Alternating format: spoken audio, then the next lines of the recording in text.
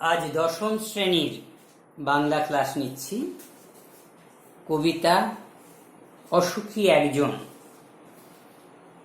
বিদেশি সাহিত্যের সঙ্গে পরিচয় ঘটিয়ে দেওয়ার জন্য বাংলা বইয়ে পাবলো নেরুদার এই কবিতাটি অন্তর্ভুক্ত করা হয়েছে। তর্জমা করেছেন নবারুণ ভট্টাচার্য। আমরা কবিতাটিতে ঢোকার আগে একবার তোমাদের সামনে একবার পাঠ করে নিচ্ছি কবিতাটি। তোমরা যারা দ্বিতীয়বার দেখবে তারা বাংলা বইটাকে সামনে নিয়ে বসতে পারবে। অসুখী একজন, পাবলো নেরুদা। আমি তাকে ছেড়ে দিলাম, অপেক্ষায় দাঁড় করিয়ে রেখে দরজায়। আমি চলে গেলাম দূর দূরে। সে জানতো না আমি আর কখনো ফিরে আসব না। একটা কুকুর চলে গেল, হেঁটে গেল গির্জার এক নান। একটা সপ্তাহ আর একটা বছর কেটে গেল।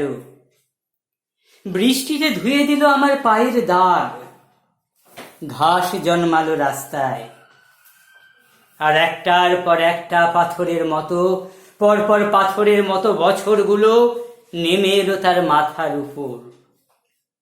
তারপর যুদ্ধ এলো, রক্তের এক আগ্নেয় পাহাড়ের মতো। শিশু আর বাড়িরা খুন হলো, সেই মেয়েটির মৃত্যু হলো না। সমস্ত সমতলে ধরে গেল আগুন। শান্ত হলুদ দেবতারা, যারা হাজার বছর ধরে ডুবেছিল ধ্যানে, উল্টে পড়ল মন্দির থেকে টুকরো টুকরো হয়ে। তারা আর স্বপ্ন দেখতে পারল না। সেই মিষ্টি বাড়ি, সেই বারান্দা যেখানে আমি ঝুলন্ত বিছানায় ঘুমিয়েছিলাম, গোলাপি গাছ, ছড়ানো করতলের মতো পাতা, চিমনি, প্রাচীন জল তরঙ্গ সব চূর্ণ হয়ে গেল, জ্বলে গেল আগুনে। যেখানে ছিল শহর সেখানে ছড়িয়ে রইল কাঠ কয়লা, দোমড়ানো লোহা, মৃত পাথরের মূর্তির বিভৎস মাথা, রক্তের একটা কালো দাগ। আর সেই মেয়েটি আমার অপেক্ষায়। আমরা শুরু করছি কবিতাটি সম্পর্কে আলোচনা। যেহেতু কবি তোমাদের খুব পরিচিত নন, আমি কবি সম্পর্কে খুব সংক্ষেপে দু চার কথা বলে নিচ্ছি। তোমাদের পাঠ্য কবিতার শেষে কবি পরিচিতি দেয়া আছে দু চার কথা। আমি সামান্য যেটুকু না বললে নয় কাব্যের সঙ্গে সম্পর্কিত সেটুকুই জানাচ্ছি। আমি এখানে লিখে দিয়েছি পাবলো নেরুদা। দেখো বোর্ডের দিকে তাকাও। 1904 থেকে 1973 তার জীবৎকাল। তিনি একাধারে কমিউনিস্ট পার্টির নেতা, চিলির রাজনীতিবিদ তো বটেই, এবং কবি। তার সাহিত্য কর্মের জন্য তিনি নোবেল পেয়েছিলেন 1971-এ। তার নিজস্ব রাজনৈতিক দৃষ্টিভঙ্গি তো থাকবেই কবিতার মধ্যে। এই কবিতার মধ্যেও তার একটা অস্পষ্ট ছাপ রয়ে গিয়েছে। তিনি চিলির কমিউনিস্ট রাষ্ট্রপতি সালভাদর আলেন্দে তার ঘনিষ্ঠ সহযোগী ছিলেন। সালভাদর আলেন্দেকে হত্যা করে সামরিক অভ্যুত্থান ঘটান অগাস্তো পিনোশে বা পিনোচেত। পিনোচেত এই পাবলো নেরুদার জনপ্রিয়তাকে ভীষণ ভয় পেতেন। নেরুদাকে তিনি গৃহবন্দী করেন এবং জীবনের শেষ সময়ে তিনি ক্যান্সার রোগে আক্রান্ত হন এবং হাসপাতালে ভর্তি হন। তার মৃত্যু কিন্তু রহস্যাবৃত। জানা যায় যে হাসপাতালে তাকে একটি অজানা ইঞ্জেকশন দেয়া হয়। সম্ভবত এখনকার গবেষণা সেই দিকেই দেখাচ্ছে মনে করছে যে তাকে হয়তো বিষ প্রয়োগ করা হয়েছিল এবং তার কিছু পরেই নেরুদার মৃত্যু হয়। তার এই কবিতাটি অনুবাদ করেছেন একজন বিখ্যাত সাহিত্যিক নবারুণ ভট্টাচার্য। নবারুণ ভট্টাচার্যের যে কাব্যগ্রন্থ পরীক্ষায় আসে, এটা তোমাদের পক্ষে গুরুত্বপূর্ণ, বিদেশে ফুলে রক্তের ছিটে, এই কাব্যগ্রন্থে কিন্তু এই কবিতাটি স্থান করে নিয়েছে। আর আরেকটি প্রশ্ন আসে, পাবলো নেরুদার প্রকৃত নাম, নেরুদা কিন্তু ছদ্মনাম ছিল, রেক্তালি রিকার্ডো রেন্স বাসওয়ালতো ছিল তার প্রকৃত নাম। আমরা এবার কবিতাটির মধ্যে ঢুকে যাই। আমি তাকে ছেড়ে দিলাম অপেক্ষায় দাঁড় করিয়ে রেখে দরজায়, আমি চলে গেলাম দূর দূরে। কাকে দাঁড় করিয়ে রেখে এলেন? কথক খুব স্পষ্ট নয়। যেহেতু কবিতাটি আমি পড়েছি, একদম কাব্যের শেষে, কবিতাটির শেষে লেখা আছে, দেখো, আর সেই মেয়েটি আমার অপেক্ষায়, অর্থাৎ কোনো একটি মেয়েকে তিনি অপেক্ষায় দাঁড় করিয়ে রেখে এসেছেন। মেয়েটিকে, তার সঙ্গে তার সম্পর্ক কি আমরা জানি না। হতে পারে মেয়েটি কবির স্ত্রী, হতে পারে মেয়েটি কথকের প্রেমিকা, যাকে অপেক্ষায় দাঁড় করিয়ে রেখে তিনি চলে গেছেন দূরে। কোথায় গিয়েছেন গোটা কবিতার মধ্যে তাও কিন্তু খুব স্পষ্ট হয়নি বা স্পষ্ট নয়, কিন্তু আমাদের হয়তো উত্তর লিখতে হতে পারে। আসলে কবিতার কোনো নির্দিষ্ট অর্থ হয় না, পাঠক যেভাবে তার অর্থকে গ্রহণ করেন সেটাই সেই কবিতার অর্থ। কিন্তু আমাদের তো পরীক্ষায় উত্তর লিখতে হবে এবং নম্বরও পেতে হবে। তার ফলে আমাদেরকে একটু হানা দিতে হবে কবির জীবনে। তিনি হয়তো চলে গিয়েছেন বিপ্লব করতে, স্বৈরতন্ত্রের বিরুদ্ধে লড়াই করতে। এটা হওয়ার একটা যথেষ্ট সম্ভাবনা রয়েছে। যাই হোক, কবিতাটির প্রথমে যে ছবি আমরা দেখতে পাচ্ছি, কোনো একটি মেয়েকে, হয়তো সে কবির প্রিয়তমা, তাকে তিনি দাঁড় করিয়ে রেখেছেন এবং তিনি চলে গেছেন দূরে, বহু দূরে। সে জানতো না আমি আর কখনো ফিরে আসব না। একটি কুকুর চলে গেল, হেঁটে গেল গির্জার এক নান, এক সপ্তাহ আর একটা বছর কেটে গেল। বৃষ্টিতে ধুয়ে দিল আমার পায়ের দাগ, ঘাস জন্মালো রাস্তায়। অল্প একটু সময় থেকে একটু দীর্ঘ সময়ের দিকে পাড়ি দিচ্ছেন কবি, অর্থাৎ প্রথমে একটু অল্প সময় কোনো একটি মুহূর্তকে ধরেছেন, একটি দৃশ্য, একটি কুকুর চলে গেল, মেয়েটি অপেক্ষা করছেন কথকের জন্য। গির্জার এক নান হেঁটে গেলেন, নান সন্ন্যাসিনী, খ্রিস্টান সন্ন্যাসিনী। তারপর আস্তে আস্তে সময় কাটতে লাগলো, দীর্ঘ সময়। প্রথমে একটা সপ্তাহ, সপ্তাহের পর একটা বছর। সময় আস্তে আস্তে সমস্ত কিছুকে ফিকে করে দেয়, হালকা করে দেয়। কবির যে পায়ের দাগ ছিল, সেই পায়ের দাগ আস্তে আস্তে ধুয়ে গেল, হালকা হয়ে গেল। ঘাস জন্মালো রাস্তায়। রাস্তায় কখন ঘাস জন্মায়? তোমাদের অভিজ্ঞতায় তোমরা দেখেছো যে মাঠে ঘাটে বা তোমাদের স্কুলেও ছাত্ররা যে পথ দিয়ে চলাচল করে, ঘাস জমির মাঝে সেখানে একটা লম্বা রাস্তা হয়ে যায়। সেখানে ঘাস জন্মায় না। আবার যখন তোমরা বড় ছুটির পর, ধরো গরমের ছুটি বা পুজোর ছুটির পর আবার যখন স্কুলে আসো, দেখো সেই রাস্তাটা আর চিনতে পারো না, সেই রাস্তাটা আর দেখা যায় না। তার কারণ সেই রাস্তায় ঘাস জন্মে যায়, যে রাস্তায় মানুষের আর পা পড়ে না, পদচিহ্ন থাকে না। মানুষ সেই পথ দিয়ে না হাঁটলে আবার সেখানে ঘাস জন্মে যায়। তার ফলে এখানে ঘাস জন্মালো রাস্তায়, মানে যে পথ দিয়ে তিনি গিয়েছেন সে পথ দিয়ে আর তার যাতায়াত ঘটেনি। এর মধ্যে সময় অতিবাহিত হয়ে গিয়েছে অনেকটা, এবং সেই সময় অতিবাহিত হয়ে যাওয়ার কারণে সেই পথকে ঢেকে দিয়েছে ঘাস।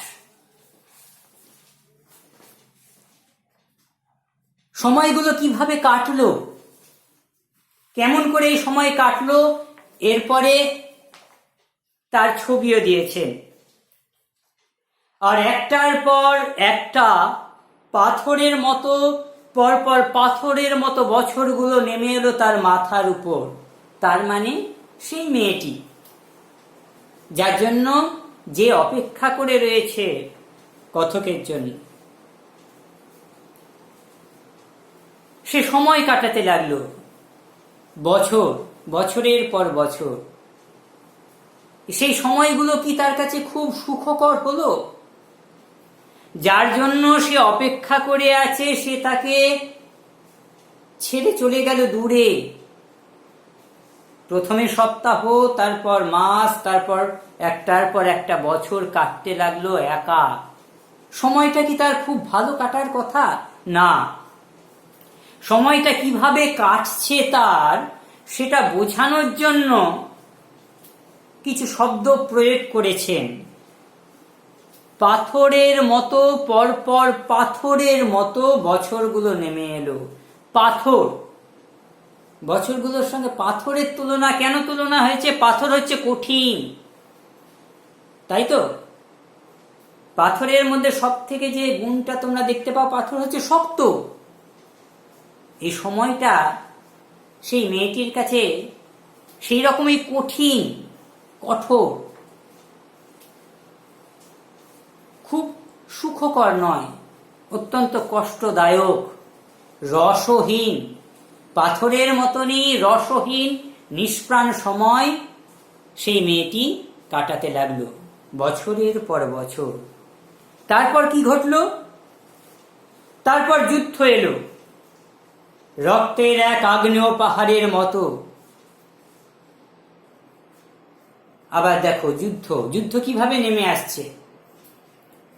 গোটা কবিতায় কিন্তু যুদ্ধের বর্ণনা কবি দেননি, বরং যুদ্ধের পরবর্তী যে ধ্বংসস্তূপ তার বর্ণনা রয়েছে কবিতায়। এবং যুদ্ধ কিভাবে নেমে আসছে তাও কিন্তু উপমার সাহায্যে ব্যাখ্যা করেছেন। উপমা নিশ্চয়ই বোঝো তোমরা, কোনো একটি বিষয়কে আরেকটি বিষয়ের সঙ্গে তুলনা করার জন্য আমরা যে প্রসঙ্গকে ব্যবহার করি তাকে বলে উপমা। মুখকে যদি চাঁদের সঙ্গে তুলনা করি, কেন চাঁদের মতো সুন্দর মুখ, তখন সেগুলোকে উপমা বলে। যুদ্ধকে বর্ণনা করতে চান। যুদ্ধ কি খুব ভালো স্মৃতি নিয়ে আসে, খুব সুখকর মুহূর্ত নিয়ে আসে? না। যুদ্ধ আসছে কিভাবে? রক্তের এক আগ্নেয় পাহাড়ের মতো। রক্তের আগ্নেয় পাহাড়। আগ্নেয় পাহাড়ের কাজ কি? অগ্নুৎপাত ঘটানো এবং ধ্বংস ডেকে নিয়ে আসা। এখানে রক্তের আগ্নেয় পাহাড়, যা রক্ত ক্ষরণ ঘটাবে, অর্থাৎ যুদ্ধ ভয়ঙ্কর ধ্বংস ডেকে নিয়ে আসছে বা ডেকে নিয়ে এসেছে। আগ্নেয় পাহাড়, আগ্নেয়গিরি যেভাবে ধ্বংস ডেকে নিয়ে আসে, নিশ্চিন্তে থাকা জনপদকে মুহূর্তের মধ্যে জ্বালিয়ে পুড়িয়ে ধ্বংসস্তূপে পরিণত করে দিতে পারে, যুদ্ধ সেই রকম ধ্বংস সৃষ্টি করার ক্ষমতা নিয়ে নেমে এলো। তারপর যুদ্ধ এলো রক্তের এক আগ্নেয় পাহাড়ের মতো। শিশু আর বাড়িরা খুন হলো। বাড়িও এখানে প্রতীক মাত্র। যুদ্ধক্ষেত্রে সব থেকে বেশি যারা ক্ষতিগ্রস্ত হয়, যাদের অধিকার পদদলিত হয়, তারা হচ্ছে শিশুরা এবং নারীরা। এবং যুদ্ধক্ষেত্রে আমরা দেখেছি দুটি বিশ্বযুদ্ধের স্মৃতি আমাদের রয়েছে। মাথার উপরে বোমারু বিমান এবং তার তলায় একের পর এক বাড়িঘরের ধ্বংসস্তূপ। শিশু এবং বাড়িরা খুন হলো, অর্থাৎ বাড়িরা ধ্বংসস্তূপে পরিণত হলো এবং শিশুদের মৃত্যু ঘটল। সেই মেয়েটির মৃত্যু হলো না, কিন্তু যে অপেক্ষায় রয়েছে তার কিন্তু মৃত্যু হলো না। আর কি ঘটল? সমস্ত সমতলে ধরে গেল আগুন। শান্ত হলুদ দেবতারা, যারা হাজার বছর ধরে ডুবেছিল ধ্যানে, উল্টে পড়ল মন্দির থেকে টুকরো টুকরো হয়ে। খুব গুরুত্বপূর্ণ কয়েকটা পংক্তি এখানে ব্যবহৃত হয়েছে। দেখো, দেবতাদের সম্পর্কে ব্যবহার করা হয়েছে দুটি বিশেষণ, শান্ত এবং হলুদ। শান্ত, আমরা জানি, আমরা যারা পুরাণ পড়েছি, ধর্মের ইতিহাস পড়েছি, দেবতাদের ইতিহাস পড়েছি, যখন পৃথিবীতে পাপ নেমে আসে, অন্যায় নেমে আসে, অবিচার নেমে আসে, দেবতারা ক্রুদ্ধ হন। তারা অন্যায়কে দমন করতে, অন্যায়ের প্রতিকার ঘটাতে নেমে আসেন। আমরা জানি মহাদেবের প্রলয় নাচন, তার নটরাজ নৃত্য, তার ক্রুদ্ধ যে রূপ, আমরা ধর্মের ইতিহাস বা পুরাণ বা দেবতাদের গল্প গাথায় পড়েছি। কিন্তু বাস্তব অভিজ্ঞতা আর ধর্মের ইতিহাস এক কথা বলে না।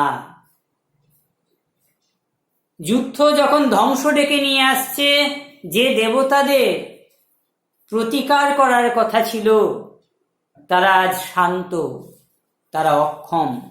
এবং হলুদ কেন? এক একটা রং এক একটা অনুভূতি বা একটা ভাবের প্রতীক।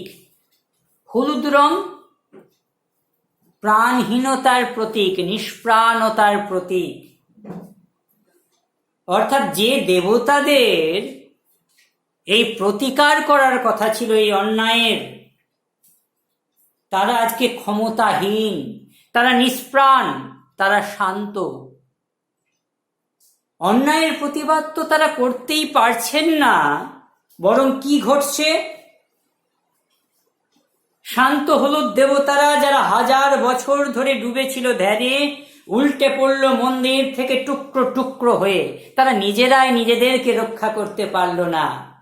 মন্দির থেকে টুকরো টুকরো হয়ে তারা ঝরে পড়ল, হয়তো বোমার আঘাতে। তারা স্বপ্ন দেখতে পারল না। কিসের স্বপ্ন? সুন্দর একটা জীবনের, সুন্দর একটা সভ্যতার। সেই মিষ্টি বাড়ি, সেই বারান্দা, যেখানে আমি ঝুলন্ত বিছানায় ঘুমিয়েছিলাম, গোলাপি গাছ, ছড়ানো করতলের মতো পাতা, চিমনি, প্রাচীন জল তরঙ্গ সব চূর্ণ হয়ে গেল, জ্বলে গেল আগুনে। যুদ্ধ তো এই ধ্বংসই ডেকে নিয়ে আসে। কি কি ভাঙল? ভেঙে গেল সেই মিষ্টি বাড়ি, যে বাড়ি তার আবাস, হয়তো কথকের আবাস, তার বাসভূমি, বা যেখানে থাকতেন কথক অথবা সেই মেয়েটি থাকত। সেই বারান্দা, যেখানে আমি ঝুলন্ত বিছানায় ঘুমিয়েছিলাম, গোলাপি গাছ, ছড়ানো করতল, করতল কর হাত, হাতের তালু, হাতের তালুর মতন যে পাতা, চিমনি, প্রাচীনে জল তরঙ্গ, জল তরঙ্গ তো এক রকমের বাজনা। সমস্ত কিছু চূর্ণ হয়ে গেল, জ্বলে গেল আগুনে। যেখানে ছিল শহর সেখানে ছড়িয়ে রইল কাঠ কয়লা। শহর ছিল যুদ্ধের আগে, আর যুদ্ধের পর কি থাকলো সেখানে? কাঠ কয়লা। কেন? যুদ্ধের আগুনে সমস্ত কিছু পুড়ে গেল।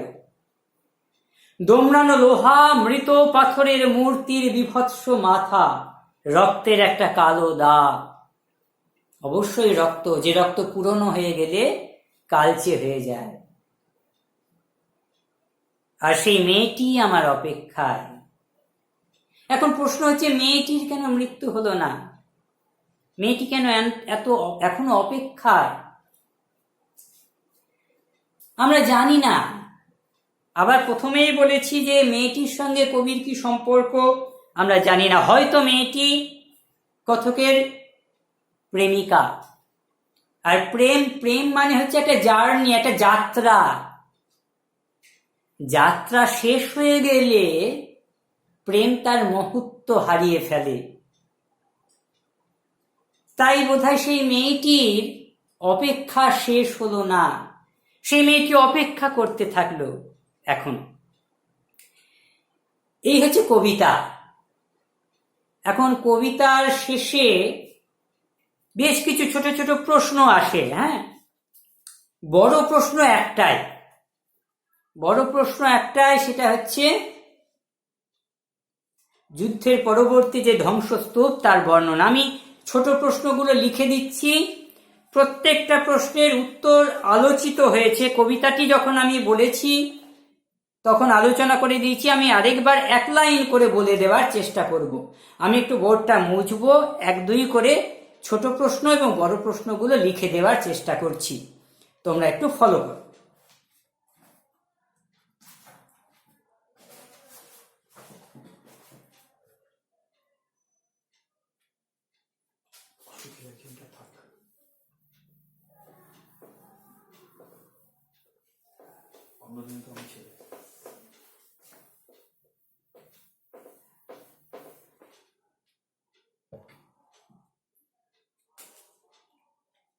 ছোট্ট প্রশ্ন প্রথমে,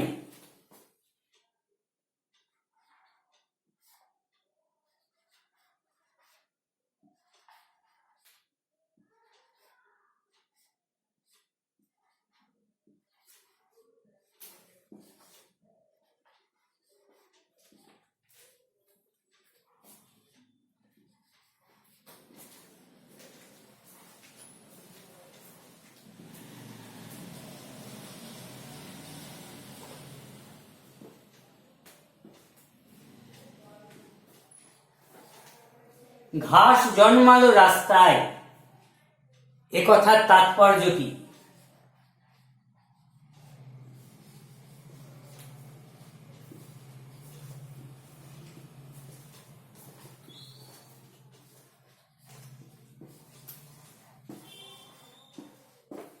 আমি প্রথমেই তোমাদের উদাহরণ দিয়ে বলেছি যে এই পথে দীর্ঘ সময় ধরে কেউ যাতায়াত করেনি, সেটা বোঝানোর জন্যই ঘাস জন্মালো রাস্তায় এই পংক্তিটি ব্যবহার করেছেন।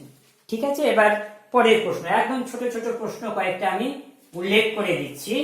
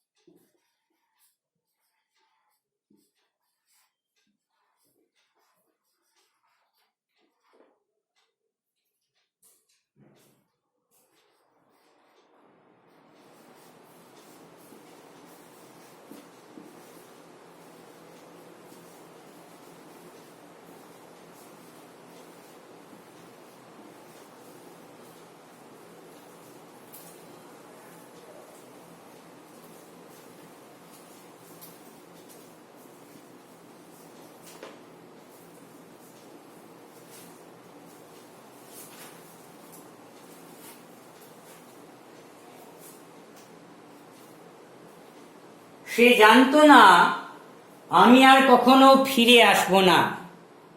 এ কথা বলা হয়েছে কেন?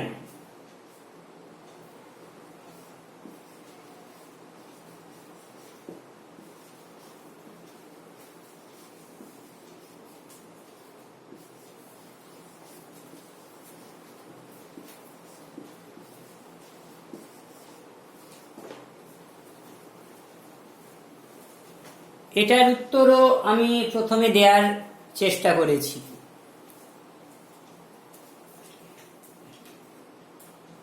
কথকের জন্য তো অপেক্ষা করবেই, কথক তার প্রিয়জন, কিন্তু কথক বৃহত্তর স্বার্থে পাড়ি দিয়েছেন বাইরে।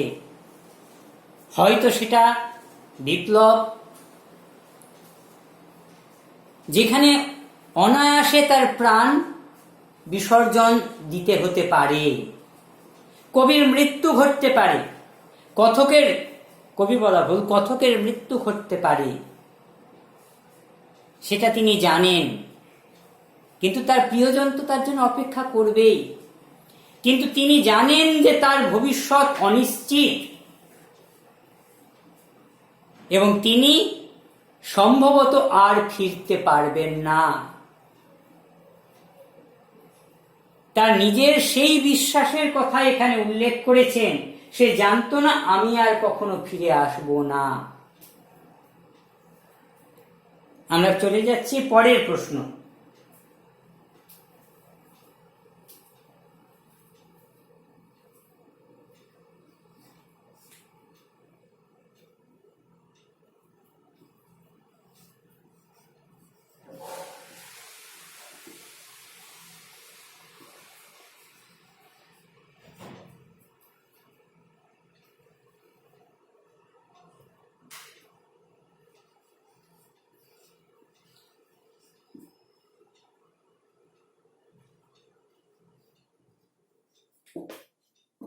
তারপর যুদ্ধ এলো, কবিতার লাইন। যুদ্ধ কিভাবে এলো?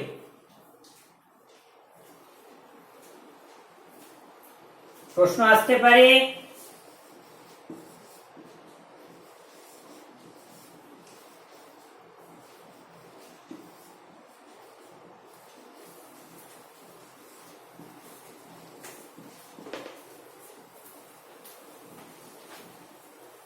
দেখো,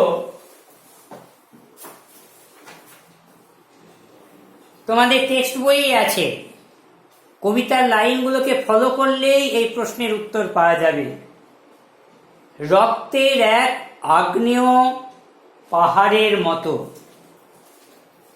অর্থাৎ আগ্নেয়গিরির মতন যুদ্ধ নেমে এলো। ছোট প্রশ্ন।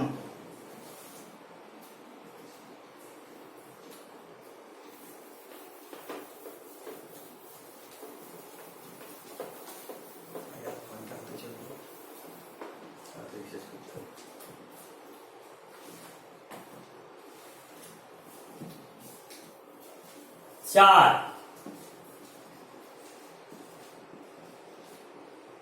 শান্ত হলুদ দেবতারা, এই বিশেষণের কারণ কি?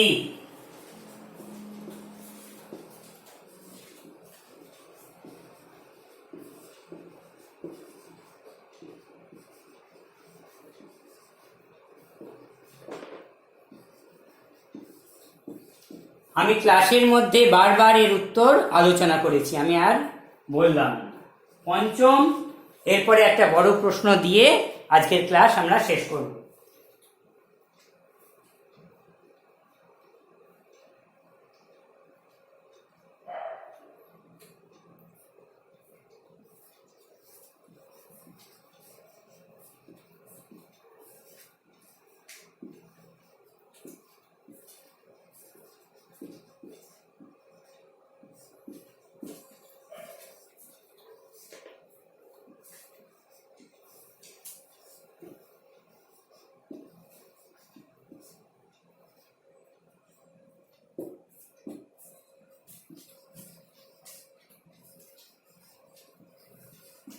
তারা স্বপ্ন দেখতে পারল না। কারা?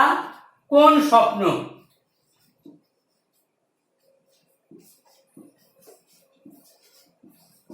আমি উত্তর আলোচনা করে দিয়েছি। এক সুখী সমৃদ্ধ এক জীবন।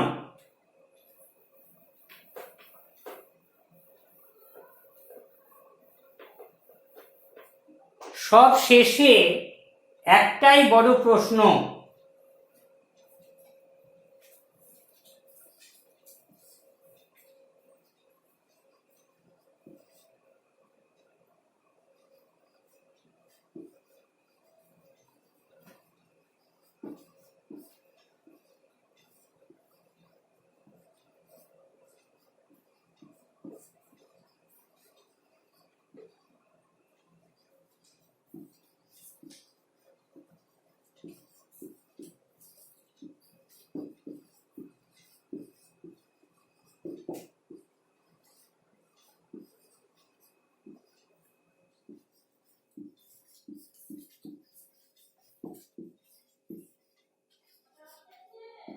যুদ্ধ পরবর্তী যে ধ্বংসের ছবি ফুটে উঠেছে তার বর্ণনা দাও। এইটি হচ্ছে গোটা কবিতার মধ্যে, একদিকে এই ধ্বংসের ছবি আর অন্যদিকে একটি প্রেমের দৃশ্য, যেখানে সেই মেয়েটি যে সম্ভবত কবির প্রেমিকা, কবির জন্য অপেক্ষা করে আছে। এই দুটো অংশ মিলিয়ে এই কবিতা। আমাদের আজকের পাঠ শেষ হলো। আমরা পরের দিন পরবর্তী কবিতায় চলে যাব।